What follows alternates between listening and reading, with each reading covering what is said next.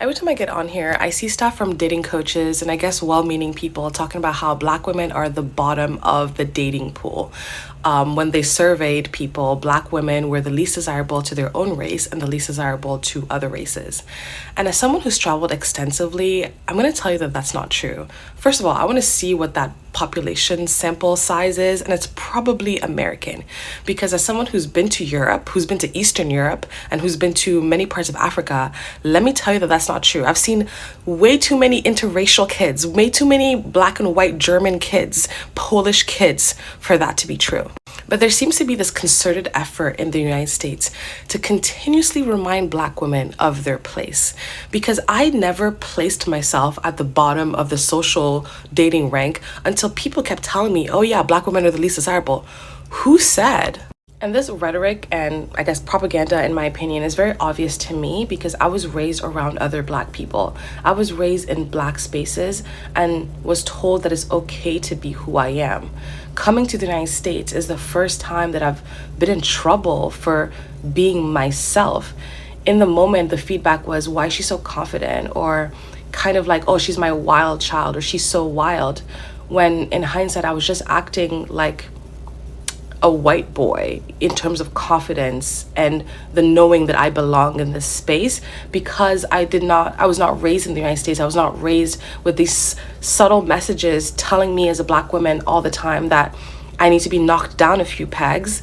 I don't shrink myself in white spaces or spaces that are not predominantly black women because it doesn't matter. I know that I belong there and I deserve to be there no matter what.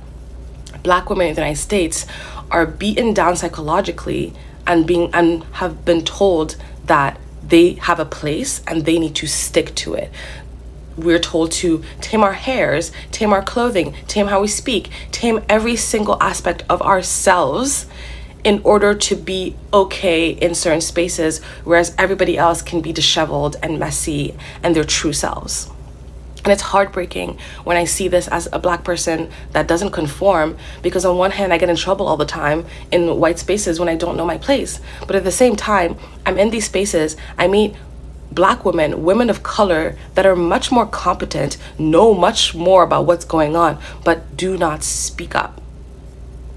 And I understand them. I understand why they feel this way, because speaking up, as I mentioned, gets you in trouble.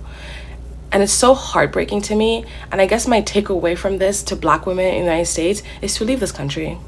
Okay? Go to Germany. You don't even have to go to Africa. Go to Europe. Skip France. But go to Europe. And I promise you, you're something in your brain is gonna like shift. And you're gonna understand that you've been brainwashed your whole life. And it's not true.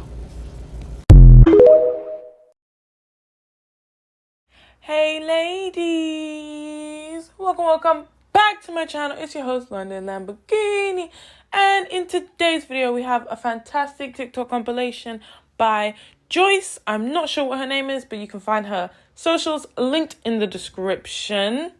If you are a black woman, don't forget to like, comment and subscribe and go through all my other videos. If you are not a black woman, get the heck off this page because the trolls are coming out to play every time I post a new video. But if you are a black woman, subscribe to my newsletter so you stay up to date on everything that's going on in our world. Enjoy the video. Something that we don't talk enough about, in my opinion, is having a career is a privilege and a luxury, and is even more so today. I live in the Washington, D.C. area, and I know that if you're entry level, you want to start your career, you want to have proximity to those really good jobs and opportunities and people that can support you, you need to invest a lot at the beginning because it is not cheap to live here, it is not cheap to be here, and even with interns getting paid like I think $15, $16, $17 an hour, you cannot afford to live here and to be here for a summer or whatever it may be unless someone is paying the bill, like someone's credit card is on file and it's not yours. And it's even more so the case today, obviously with the economy being what it is. But I remember even 6 years ago when I first started working and just remembering like buying clothes for work, looking a certain way, buying food, prepping food, the commute to work. Like there's just so much expense that if you don't have financial support from somebody, it's going to be really, really hard for you to make it, or you're going to be judged because you don't look the part. Maybe you're going to go hungry, or some sacrifices are going to have to be made in order for you to do well. I remember in my case, I really struggled when I first started here. There were many days and many nights where I was like, I don't know how I'm going to be able to feed myself for the rest of the week because I need this money for the metro to get to work. And we just don't talk about it enough. And the reason I think it's important to talk about it is so that people like me, people like you who maybe don't have the resources, or maybe are trying to make something of yourself and are finding roadblocks, or you feel like you don't have the luxury to make the same mistakes as your peers, understand that it's because it's structured that way for it to be a privilege and a luxury to have a career.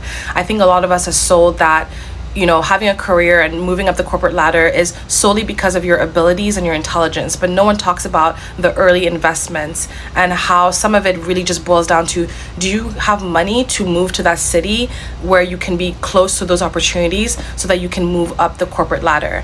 And if we understood how much financial investment it takes, how much resourcefulness it requires in order for those people to eventually get to the point where they can't even climb the corporate ladder, then I think we would change our perceptions of what we see when we see someone that's like moving up the corporate ladder. We would see it for what it is, which is like they had the privilege or the resources or the know-how or the connections to be able to get there. And it's not necessarily just because of their abilities and their intelligence. As you already know, working in corporate America is a beast of its own, especially if you're first gen and especially if you're not familiar with upper middle class white American culture. And if you're like me and you don't have parents that have navigated this landscape, you don't really know a lot of people that have navigated this landscape, then this may help you, because I remember just not knowing what I didn't know. And I remember cold calling a bunch of people on LinkedIn just to get any advice, honestly. And this one lady, bless her soul, she was a VP at Capital One, and she gave me the best advice I've ever received. And she said, when I first started my career, I thought that I had to lead with brute force, like lead with my abilities. But as I've moved up the ranks, what I've realized that has really helped me move up is finesse. And I didn't internalize that message for years, okay? I was still leading with brute force because I was like, they hired me. I need to show them why they hired me. Don't we have like a 90-day probation period? Like, I can't afford to chill. But taking that extra month and a half just to suss out the vibes will change your professional experience 100 million times over. I would say that many of the faux pas that I made when I first started was by not sussing out the vibes and by leading with my full self, thinking that that was what I was supposed to do. But instead, paying attention to who speaks up, who listens to who's buddy with who are the key stakeholders that are relevant to your role and responsibilities, and then strategically doling out your talents will set you up in the long run. You won't burn out, you won't get tired because your energy is strategically focused. Another piece of advice that has changed the trajectory of my career and how I see my career is understanding the value that you bring into the workplace and leveraging this. This is especially for Black women and first-gen immigrants, where we're kind of told to wait our turn. We think that we're supposed to wait our turn, wait for that next promotion, wait for that thing, so then we're valuable. And a lot of times we don't ask for what we deserve that's proportional to the impact that we're bringing into that workplace. A lot of Black women that I speak to change their workplaces, whether it's they improve the quality of life of their workplace, whether they become that clutch go-to person for solutions or getting stuff done.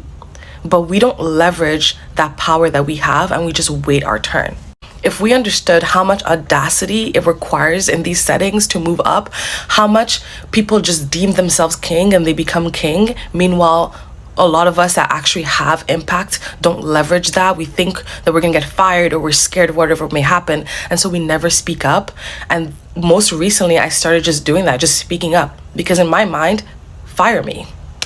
Not to say that I'm not scared of being fired, but like, I know that I'm good. Like, I've done it. COVID taught me that I can work at a restaurant. Okay, COVID taught me that I can work anywhere.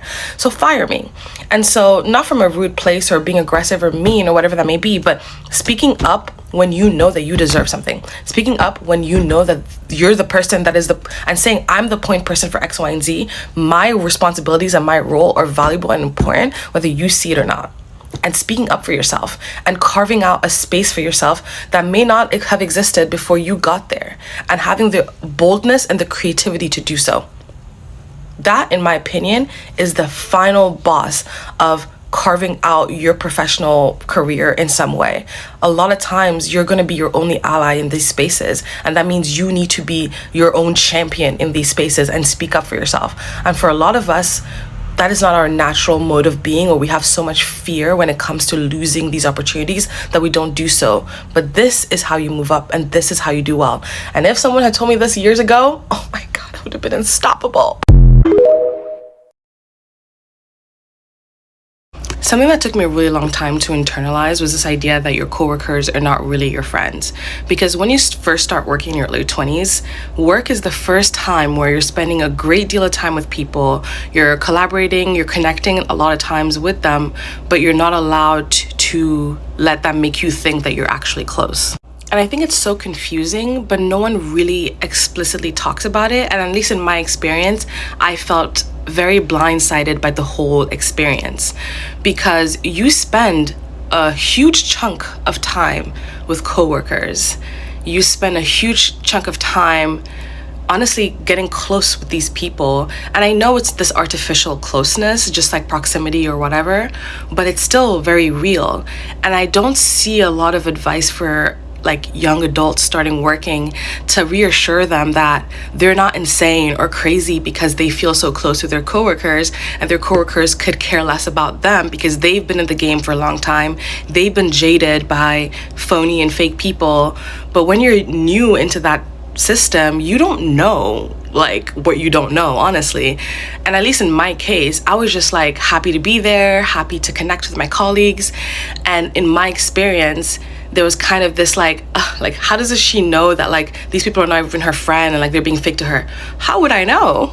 And I guess the idea is that if you had like mean girls in high school, or you like understood that dynamic, then you would also understand that dynamic in corporate. But like you don't realize that at the beginning. You get to understand that work is kind of like the same dynamic as high school. But when you're first coming in, like you really don't know what you don't know. And I just don't see young adults be truly prepared for this. At least in my case, I was just like, what is going on? There's a secret game being played and everybody is complicit in it, and they think I'm playing, but I didn't even know there was a game being played. Okay, I guess there's a game, but why do we have to play games? We're just here to work. We're all collaborating, working towards the same thing. But now I also have to watch out for sneaky, underhanded games, and it's just exhausting. I'm exhausted.